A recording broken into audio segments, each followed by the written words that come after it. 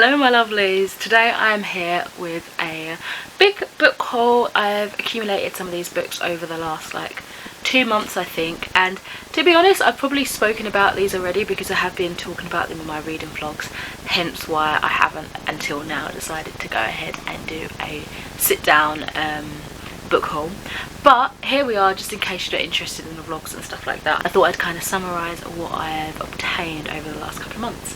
Let's start with the first book that I have got to hand that I'm currently reading. I have been sent by the publisher Fractal Noise by Christopher Polini. This is now out. It came out on the 16th of May, and this is the prequel, but it's a standalone to Sleep in a Sea of Stars, part of the Fractalverse, and it's set I think about 70 years before the events in To Sleep in a Sea of Stars, and so far I'm really enjoying this. I'm part of the book tour and my review goes up on Instagram on the 30th of May, so I'm currently page 102. It's much smaller than the other book, so I'm finding I'm getting through it at a quicker rate. To be honest, I found that the other book was a good pace and I could read through it at a quicker rate, but it just didn't feel like I was making a dent because it was such a massive book. But this one I feel like I'm making a dent. So yeah, that's that one. Thank you to the publishers, Tor, UK Tor, Pan Macmillan and Black Crow PR for getting me a copy. I also have a copy of The Lives of Puppets by TJ Klune. I'm actually, as I'm filming, I'm currently doing a reading vlog all about TJ Klune and some of the backlog books that I wanted to get through. I'm currently reading Wolf Song by him, so yeah, I'll get to In the Lives of Puppets soon. So yeah, I also ended up getting that in my fairy loot for the month as well, so that was interesting to see the differences. So yeah, feel free to check out the reading vlog if you want to see more details about that. I think it was in my Witches and Wizards reading vlog. Right, on to the next stuff. I got a couple of items from this seller on Vinted. Pretty much most of these are Vinted related. I'm just going to go through the ones that are closest to hand.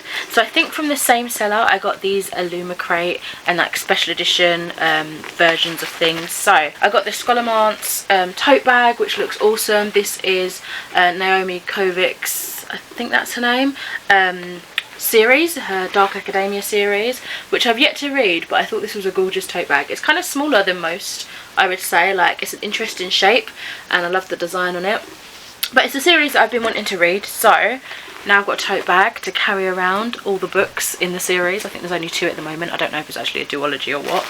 And I also got this, I think it's an Illumicrate scar, and I'm pretty sure it's themed off of the Bear and the Nightingale, the Winter Night series. I haven't actually opened it yet, but this is gorgeous. Oh, it's beautiful. It's got wintry plants and sceneries, and it's stunning. I mean, it's definitely warmed up now where I am, so I won't be needing this for a good while, but to know I have this is a lovely feeling. I can even use it for backdrops and things like that, you know, background for photo spreads, things like that. Okay, and from the same seller on Vinted I have a copy of We All Fall Down by Rose Sabo. I think this is the book that came in to Illumicrate the month after I had already cancelled my subscription, but it looked gorgeous. I think that cover alone is absolutely stunning. And it's got the author's note, yeah, the Illumicrate reader. It's got the author's note, beautiful piece of artwork. It's signed, interestingly, on the very front cover, and yeah, it's just an absolutely stunning design, beautiful spreads with a block green here and there. I haven't actually looked underneath, to be honest. It's just plain dark green. This says, in River City, where magic used to thrive and is now fading, the witches who once ruled alongside their powerful king have become all but obsolete. The crumbling government is now controlled primarily by the new university and teaching hospital, which has grown to take over half the city. Moving between the decaying old city and the ruthless new city, 4 young queer people struggle with the daily hazards of life, work, school, and dodging power-hungry cops and unscrupulous scientists, not realising that they have been selected to play in an age-old drama that revives the flow of magic through their world. When a mysterious death rocks their fragile peace, the 4 are brought into each other's orbits as they uncover a deeper magical conspiracy.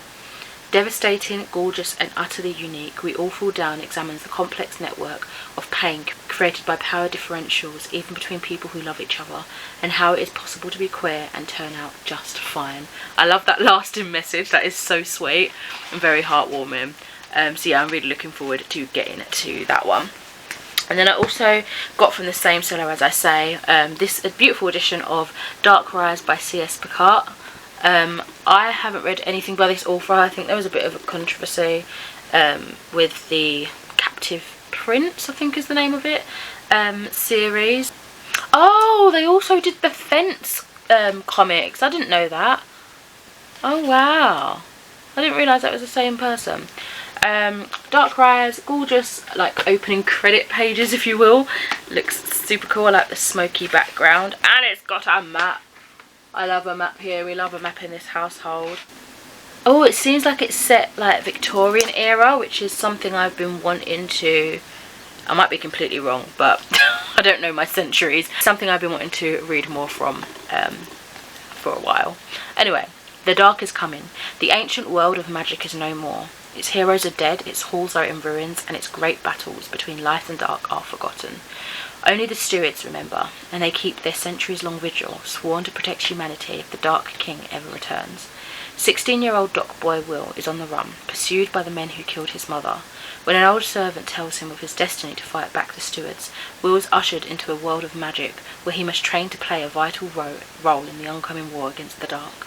As London is threatened by the Dark King's return, the reborn heroes and villains of a long-forgotten war begin to draw battle lines, but as the young descendants of light and dark step into their destined roles, old allegiances, old enmities, and old flames are awakened. Will must stand with the last heroes of the light to prevent the dark fate that destroyed their world from returning to destroy his own. Ooh!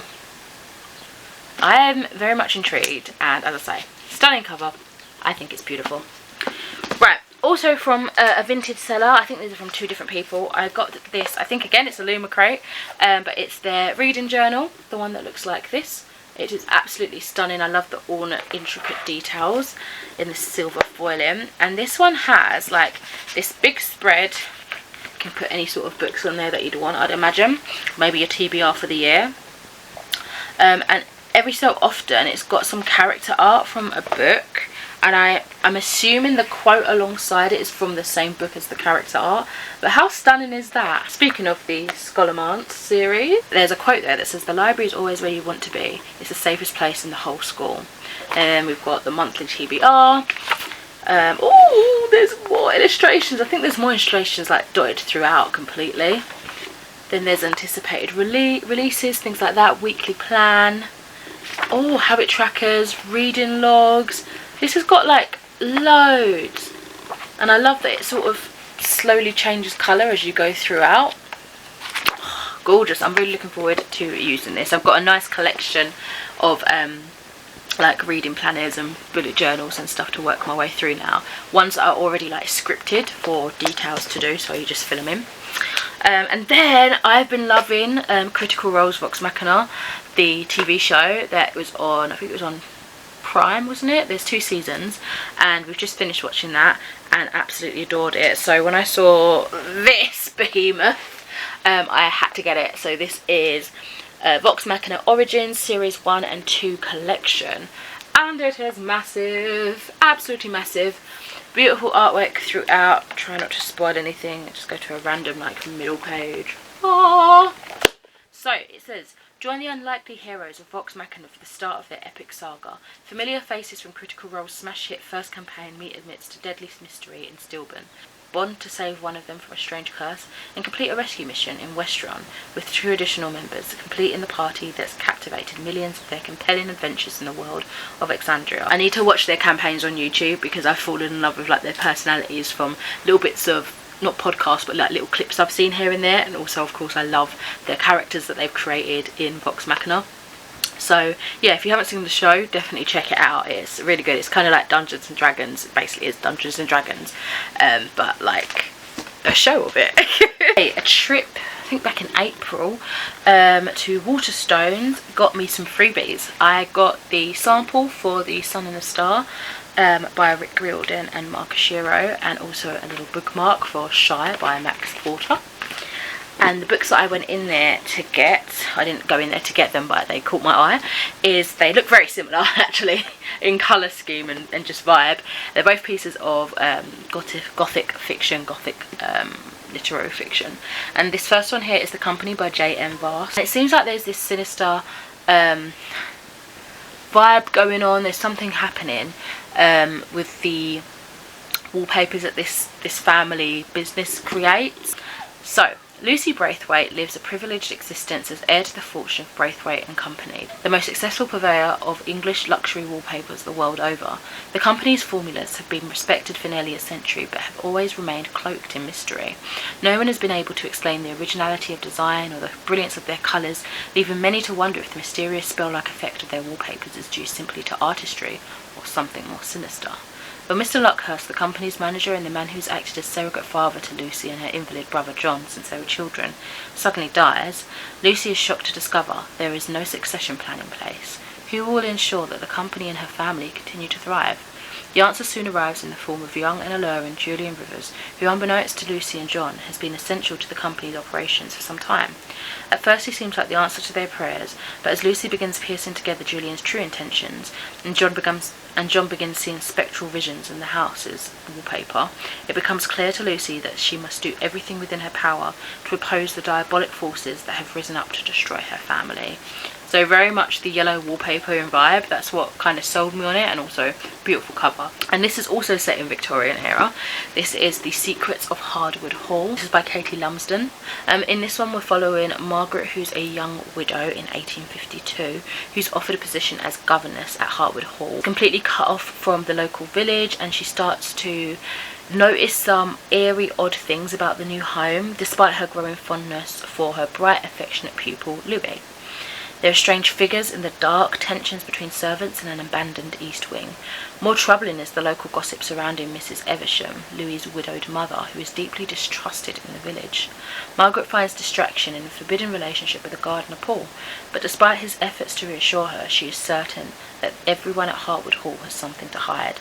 And as Margaret's own past threatens to catch up with her, she must learn to trust her instincts before it's too late. So I'm wondering maybe if I should do like a video or another vlog or something where I read these relatively back to back.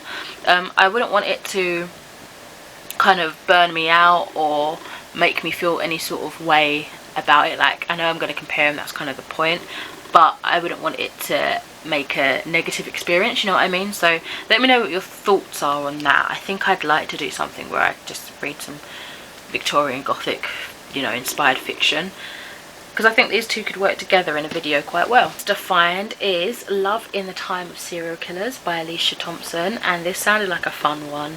This character, I can't remember her name, Phoebe Walsh, is a PhD student, and she's kind of put on hold her dissertation, which is analysing the genre in true crime. True crime basically consumes her life. It's a passion that goes a little bit too far by the sound of things, but she's also caught up in this idea that her next door neighbour, I think it is, Sam Dennings, is a serial killer, and she's trying to get to the bottom of that as well. So, you know, her dissertation is kind of put on hold as she thinks she's in a real life true crime drama. But then the end says, it's not long before Phoebe realises that Sam might be something much scarier, a genuinely nice guy who can pierce her armour to reach her vulnerable heart. So a bit of, well, a lot of a romance, but with some very current sort of trendy, I suppose you could say. Not that real life crime is trendy, but you know, true crime as a genre of what people consume is current, isn't it? It's popular at the moment with that sort of theme going on. So we'll see how that goes. I don't know if I necessarily have high hopes that I'm going to absolutely love it, but I think it could be quite a fun one. Oh, one of my most recent purchases is a hardcover edition of Babel by R.F. Kuang, An Arcane History. I think as I was opening it, I'm really sad because I sort of cut through and I've snipped it a little bit because it wasn't in any of the pictures that the seller posted, so I think it was actually me. So sad.